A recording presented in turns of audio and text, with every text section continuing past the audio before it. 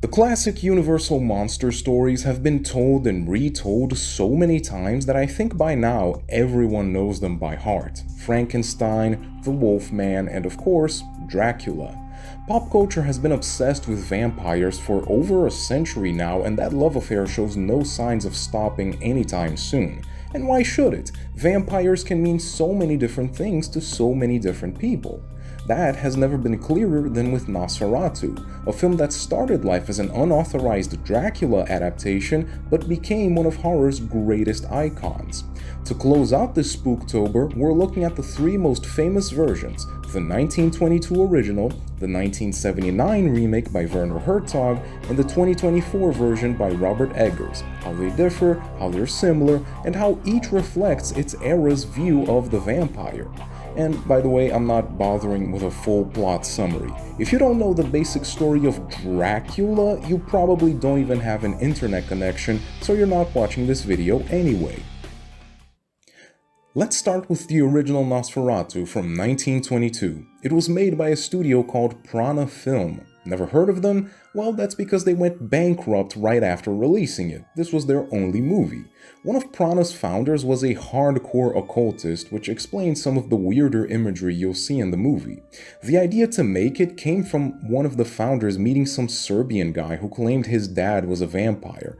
Obviously, you should always trust everything a random Serbian guy says. So, it's a completely true story.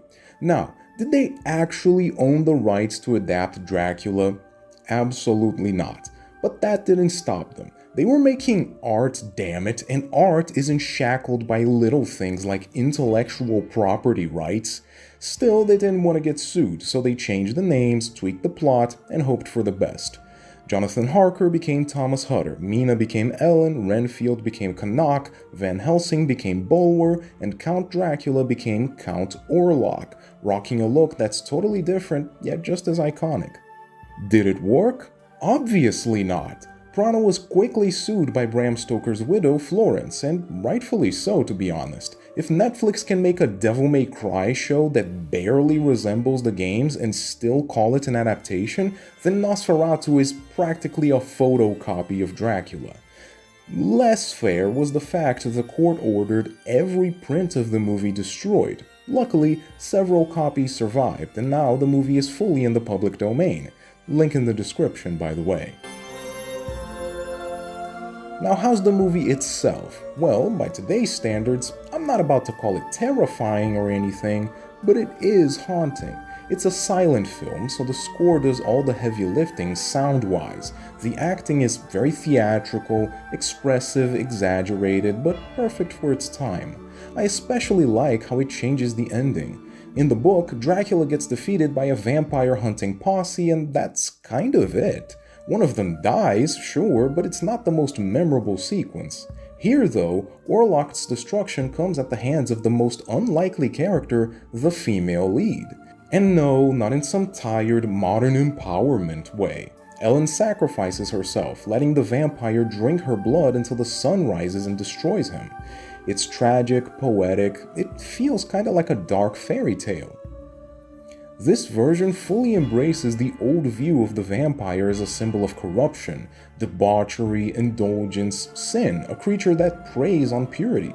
That's why vampires are repelled by holy symbols, because they represent restraint.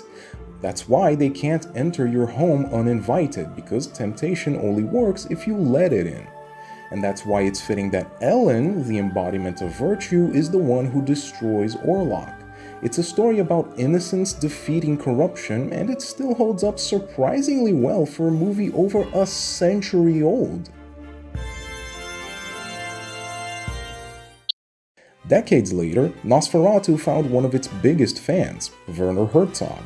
He called it one of the greatest German films ever made, and once the legal issues were sorted out and it wasn't, literally illegal for this movie to exist, he decided to remake it along with frequent collaborator Klaus Kinski.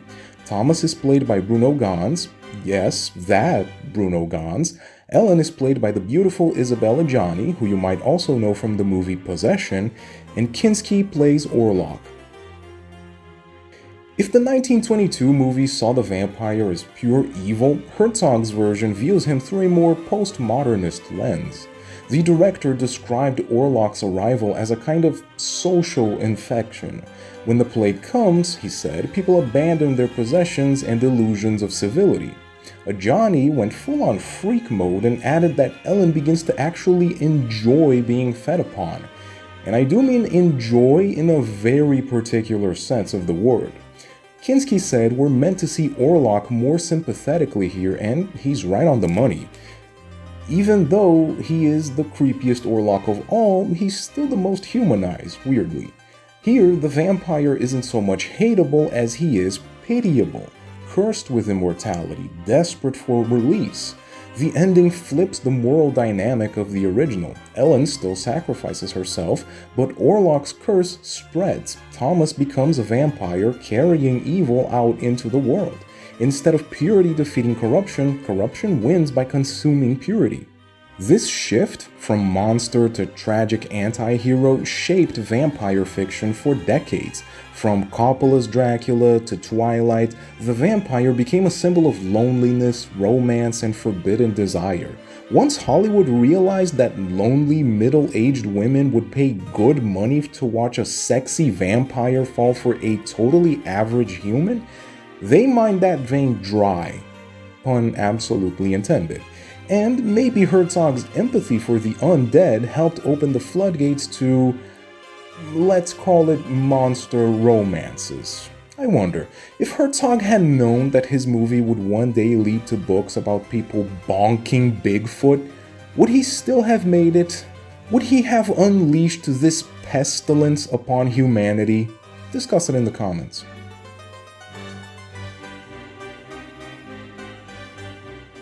But not every vampire story after Herzog went romantic.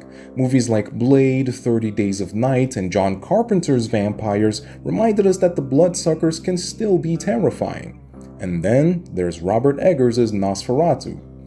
Thomas is played by Nicholas Hoult, who is apparently in every movie ever made. Ellen is played by Lily Rose Depp, who cited none other than Isabella Gianni in Possession as one of her inspirations. Not the last of the weird coincidences, by the way. And finally, Count Orlok is played by Bill Skarsgård under like 50 pounds of makeup and prosthetics. The cast also includes Aaron Taylor-Johnson, Emma Corrin, and the legend Willem Dafoe as Von Franz, this movie's version of Van Helsing. Oh, and fun fact, Dafoe actually played Max Schreck, the actor who originally played Orlok, in Shadow of the Vampire, a fictionalized version of the making of the 1922 movie. And even cooler, the real castle they used here is the same one Herzog used in 1979. This wasn't intentional. It's just a cinematic Ouroboros with these movies, I swear. Plot-wise, this version adds a lot to the story, in particular by focusing a lot more on Ellen. Again, not in the lame girls get it done way, but by adding some interesting character development and backstory to her character. As a child, Ellen was visited by Orlok. It's never made explicit what happened, but the implication is dark. She grows up feeling unclean, her exact words, burdened by shame and suffering from mental health issues. She explicitly states that it was her relationship with Thomas that put her on the path of healing, until Orlok returned and ruined everything. The film treats it all with real tact. It's not exploitative. It's about healing and sacrifice. Her final act isn't just heroic, it's redemptive. Both Holt and Depp are fantastic here. They share some intense, heartbreaking, and heartwarming scenes together. You never doubt that these two mean the world to each other, which only makes it more tragic when Orlok's dark influence begins tearing them apart. Thematically, Eggers' Nosferatu rejects Enlightenment ideals of rationalism, the idea that science can explain everything. Like another great horror movie, The Exorcist, it shows people trying and failing to defeat supernatural evil with reason alone. Von Franz sums it up with one of the film's best monologues. Quote, "We have not become so much enlightened as we have been blinded by the gaseous light of science." He also says, "If we are to tame darkness, we must first face that it exists," unquote. The point isn't that literal vampires are real, it's that evil is real. Sometimes it's not a matter of opinion, it's not just a different point of view, it's just plain evil. Orlok isn't misunderstood, he's not a victim of circumstance, he's evil, and only Ellen's sacrifice can destroy him. Stuff like this is why I love Robert Eggers. He's one of my favorite directors working today. His attention to historical detail and atmosphere is unmatched among his peers. Even his worst movie, The Northman, is still like an 8 out of 10. His Nosferatu continues that streak. Faithful yet distinct, reverent yet bold. It's full of references to the 1922 original, recreated shots, lines of dialogue, even the occult symbols from Orlok's letters to Connacht. Oh, and those symbols, by the way, were originally drawn by Prana's occultist founder and have been faithfully restored here. This guy genuinely cares about his work, which is why it stands head and shoulders above some of the garbage you see nowadays.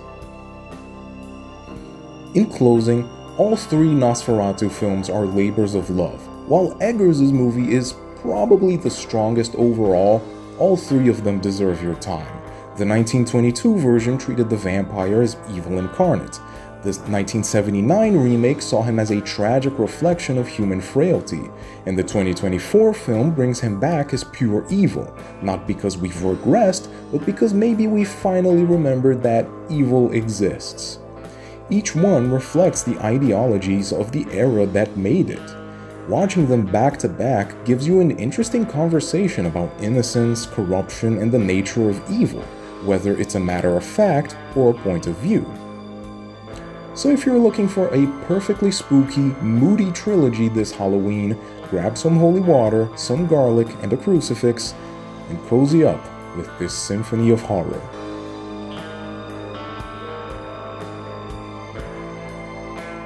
That's it for today's video, and that's it for this year's Spooktober. Happy Halloween to everybody. If you enjoyed this, please make sure to like, share, and subscribe so you don't miss what's next. I'll be taking a short break, so no video next week, but when I do return, I'll be paying tribute to a gaming legend. Next up, Tomonobu Itagaki's Ninja Gaiden. See you there.